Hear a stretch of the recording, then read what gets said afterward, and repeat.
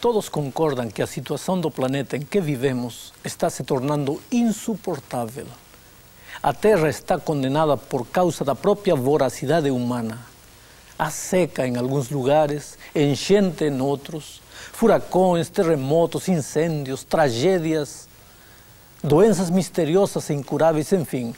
Ninguém pode negar que o mundo dirige-se perigosamente para a sua autodestruição. Será que podemos ter esperança no futuro? O que mais podemos esperar?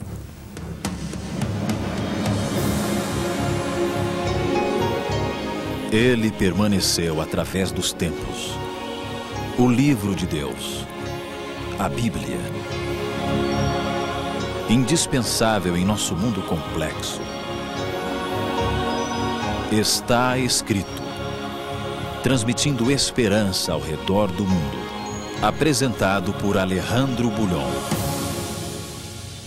Hoje, a nova ordem mundial. Eram 14h04 do 17 de março. O coração de Buenos Aires quase parou. Na esquina das ruas Suipacha e Arroio, a embaixada de Israel foi destruída com a explosão de uma bomba que ceifou dezenas de vidas.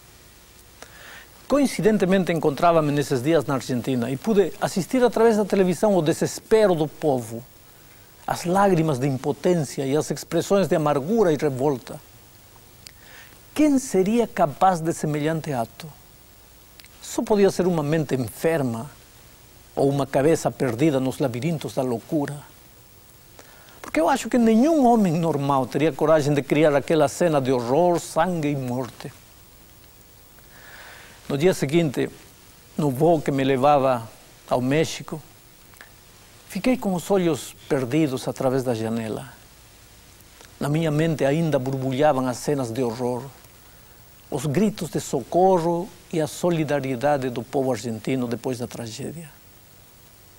Lembrei-me então de meu país, o Peru, cansado de sangrar, sofrer e chorar suas vítimas inocentes que morrem sem saber porquê.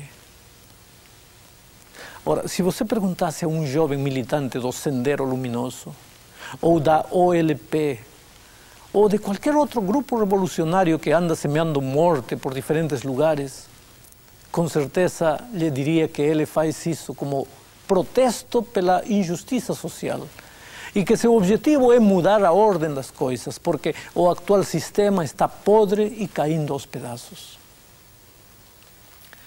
Em 1994, dirigi uma cruzada evangelística no Estádio Nacional de Lima, no Peru. Compareceram 40.000 pessoas durante 4 noites. Um mês depois, recebi uma carta enviada por um militante de um grupo revolucionário daquele país.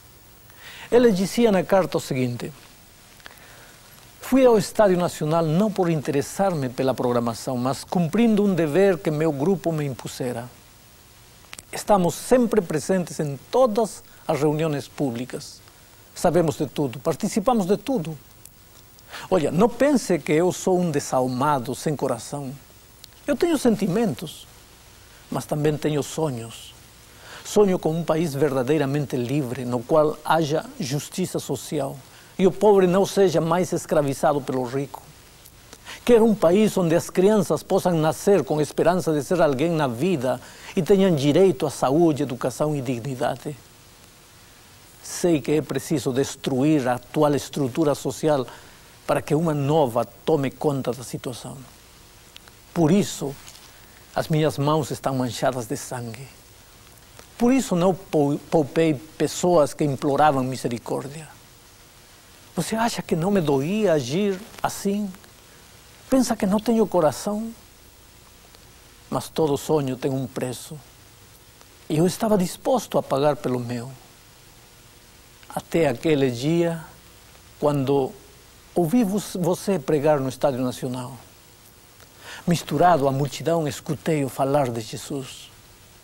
E naquela noite, descobri que todo o sangue necessário para construir uma nova sociedade já fora derramado na cruz. Mas o que você quer que eu faça agora? Como esquecer as pessoas ajoelhadas suplicando-me que les poupasse a vida? Como conviver com as noites de insônia e os pesadelos horríveis que me atormentam? Meu amigo, aquela carta é a expressão dramática de muitos corações. Algo está errado neste mundo em que vivemos. Podemos vê-lo todos os dias nas manchetes dos jornais. Podemos observá-lo nas ruas, perto de nós. Podemos senti-lo na injustiça de um mundo que colocou os valores de cabeça para baixo. Prosperam os desonestos, enquanto os honestos são considerados tontos, ingênuos ou ultrapassados. Morrem inocentes. Sofrem pessoas que não fizeram nenhum mal. A terra está condenada por causa da própria voracidade humana. Há seca em alguns lugares, enchente em outros, furacões, terremotos, incêndios, tragédias aéreas, doenças misteriosas e incuráveis, enfim. Ninguém pode negar que o mundo dirige-se perigosamente para a sua autodestruição. E em meio a tudo isso, chega até nós a visão registrada por São João no livro do Apocalipse, capítulo 21, versos 1, 3 e 4. Veja o que diz. Vi novo céu e nova terra, pois o primeiro céu e a primeira terra passaram, e o mar já não existe. Então ouvi grande voz vinda do trono dizendo: Eis o tabernáculo de Deus com os homens. Deus habitará com eles. Eles serão um povo de Deus, e Deus mesmo estará com eles. E lhes enxugará dos olhos toda lágrima, e a morte já não existirá.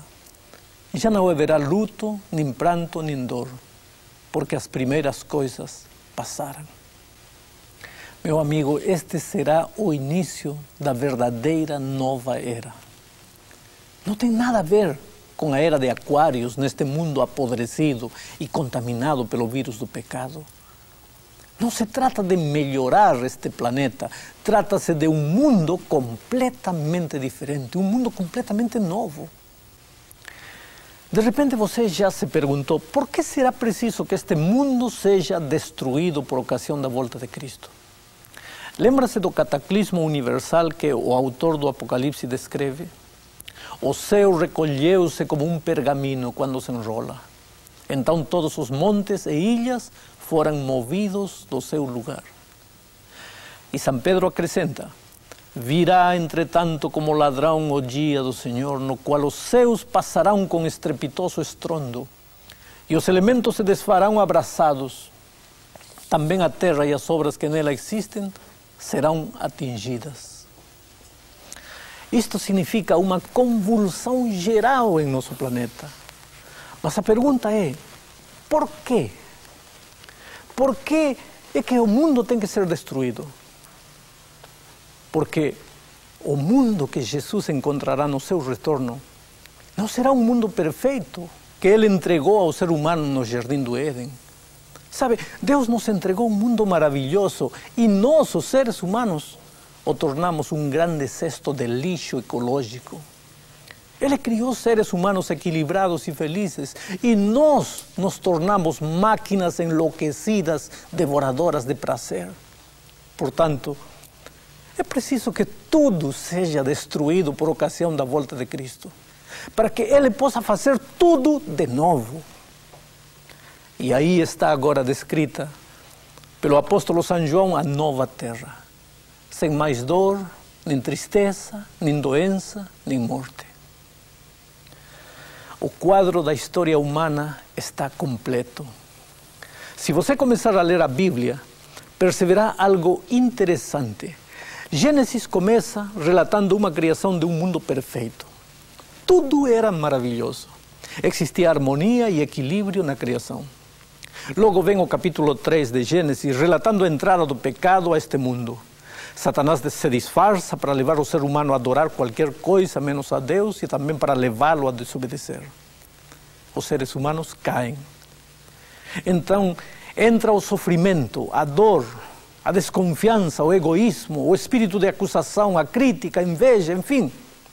O equilíbrio ecológico fica alterado, aparecem espinhos e a terra se torna improdutiva. É um caos. A partir daí, começa a história do pecado deste triste mundo. Ao longo da história, milhões perderam a vida, envelheceram, foram infelizes, carregaram em sua curta existência mutilações físicas e psicológicas das quais nunca puderam libertar-se. Então vem o plano de salvação. Um cordeirinho é sacrificado para cobrir com sua pele a nudez dos homens. Deus estava dizendo que um dia enviaria seu próprio Filho, o Cordeiro de Deus, que seria a única saída para o problema humano. Deus queria restaurar o homem a seu estado original, enquanto o inimigo, por seu lado, tentava consumar a destruição. Querido, a Bíblia toda ela relata a partir dali a grande luta entre Cristo e Satanás pelo coração do homem.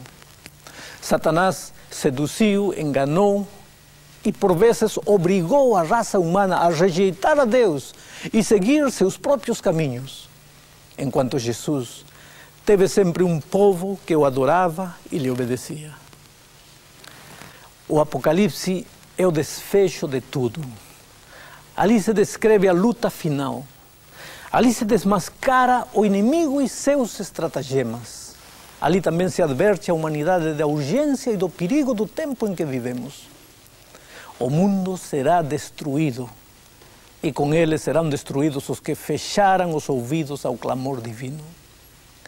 A história chega ao fim. Cristo volta a reclamar seus fiéis e os leva durante 1000 anos para o céu. Depois os traz de volta para uma terra completamente refeita, nova, transformada. O profeta Isaías diz que nesta terra os remidos edificarão casas e nelas habitarão. Plantarão vinhas e comerão o seu fruto. Não edificarão para que outros habitem, não plantarão para que outros comam. Pode existir mais justiça social do que esta? A luta entre o capital e o trabalho terá chegado ao fim.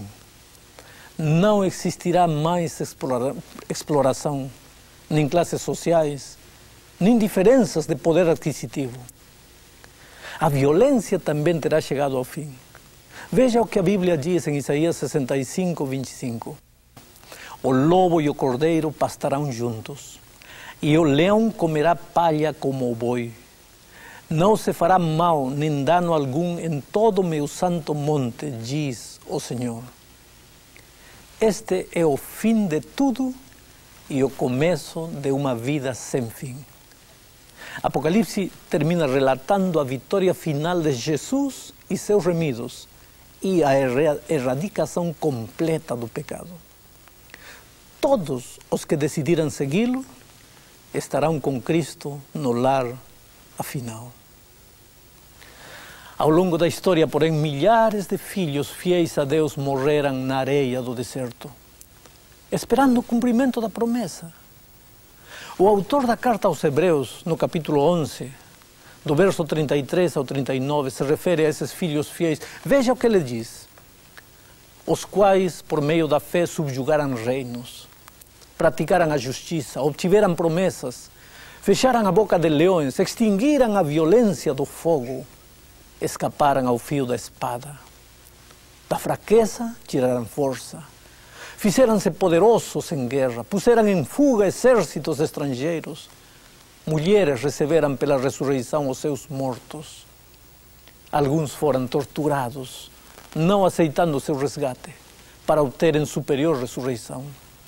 Outros, por sua vez, passaram pela prova de escárnio e açoites, sim, até de algemas e prisões. Foram apedrejados, provados, cerrados pelo meio, mortos a fio de espada. Andaram peregrinos, vestidos de peles de ovelhas e de cabras, necessitados, afligidos, maltratados. homens dos quais o mundo não era digno, errantes pelos desertos, pelos montes, pelas covas, pelos antros da terra. Ora, todos estes que obtiveram bom testemunho por sua fé, não obtiveram, contudo, a concretização da promessa. Ah, meu amigo, todas essas pessoas viram a terra de longe, mas não entraram nela. Acreditaram na promessa pela fé, mas foram surpreendidos pela morte. Mas a história não se repetirá, porque ao vivermos já no terceiro milênio e vermos os sinais da volta de Cristo, temos a certeza absoluta de que breve, muito breve, estaremos com Cristo no lar afinal. Este é um momento solene, porque quando olhamos para o mundo em que vivemos, olha, assista esta noite ao jornal, ou compre hoje os jornais escritos, dê uma olhada às notícias. Eu não sei há quantos anos não deixa de haver guerra em algum ponto do planeta. A violência, a tragédia, a desonestidade. Gente que rouba no maior sangue frio e depois vai da televisão com um sorriso e diz: tudo é mentira, sou inocente. E você, pobre trabalhador, que sua, que paga seus impostos, fica revoltado e se pergunta: até quando? Quando é que vai se fazer justiça? Este planeta não pode continuar mais. É por isso que às vezes em alguns países, jovens rebeldes querendo mudar a estrutura da sociedade, tomam armas, matam, fazem guerrilha. Mas hoje nós vimos que o remédio para este mundo é Cristo. E Ele prometeu, está escrito na sua palavra, que a história de pecado deste mundo não vai continuar para sempre. Está tudo chegando ao fim. E olha, esta série de temas que estamos apresentando não é para assustá-lo. É verdade que nós vemos escrito no livro do Apocalipse coisas que têm a ver com cataclismos, com terremotos, com perseguição, com luta de consciência, com furacões, enfermidades incuráveis, pragas, flagelos. Mas o objetivo do Senhor Jesus Cristo não é apavorar as pessoas. O objetivo desta série também não foi assustá-lo, mas fazer que você abra os olhos e que perceba que estamos vivendo nos últimos anos da história deste mundo. E que o Espírito trabalhe em seu coração, criando em você o desejo de preparar-se para a volta de Cristo. Eu quero estar na manhã da ressurreição quando Cristo voltar. Meu pai morreu. Hoje descansa no pó da terra. Mas ele tem um encontro marcado comigo. E quando o anjo fizer soar a trombeta, eu quero abraçar meu próprio pai. Eu quero abraçar os amigos que a morte me arrancou. Esse dia, você também pode estar no grupo dos vitoriosos. Mas para isso você precisa abrir o coração. Você precisa dizer: Senhor Jesus, eu me rindo a Ti, eu me entrego nas Tuas mãos.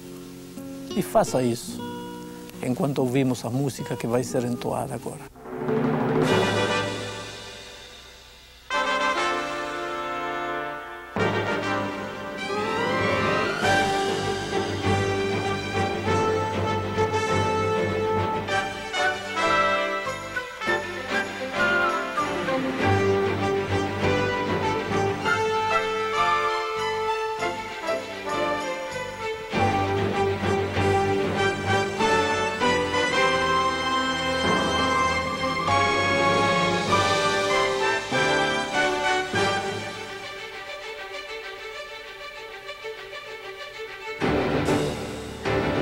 Levantemos nossos olhos, redenção se aproxima, já estamos quase ouvindo sua vinda. Ainda é tempo de ir avante, anunciar a toda a gente que Jesus está voltando, vitorioso e triunfante. Breve virá, breve virá, breve Jesus voltará. Breve virá, breve virá, breve Jesus voltará.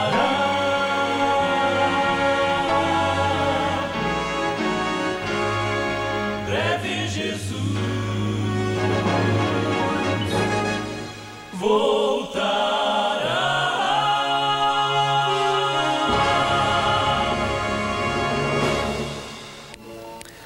Oremos. Querido Pai que estás nos céus, a volta de Cristo a esta terra é a maior esperança que o ser humano tem.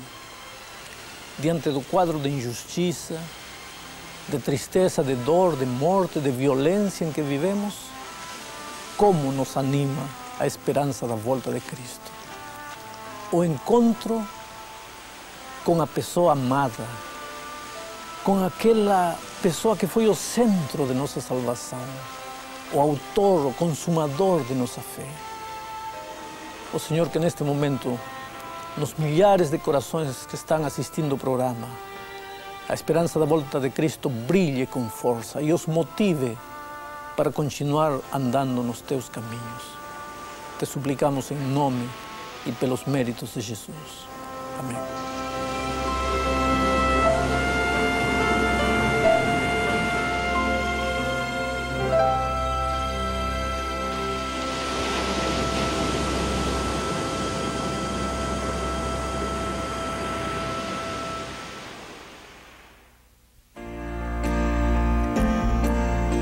Se você quiser aprender mais da Palavra de Deus, peça agora mesmo o curso bíblico Verdades para o Tempo do Fim.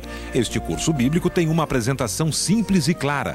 Nele você irá descobrir mensagens maravilhosas da Bíblia.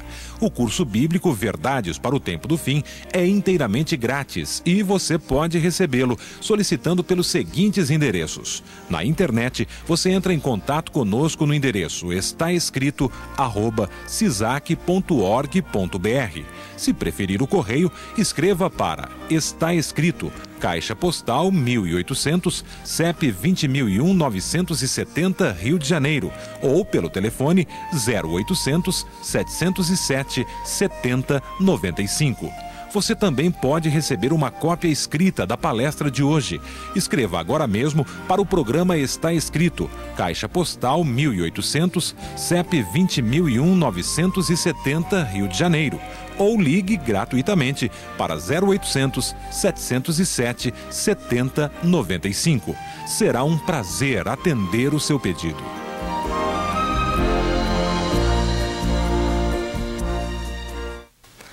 E agora, chegou o momento de dizer até logo a todos. Mas lembre-se, está escrito, nem só de pão viverá o homem, mas de toda palavra que sai da boca de Deus.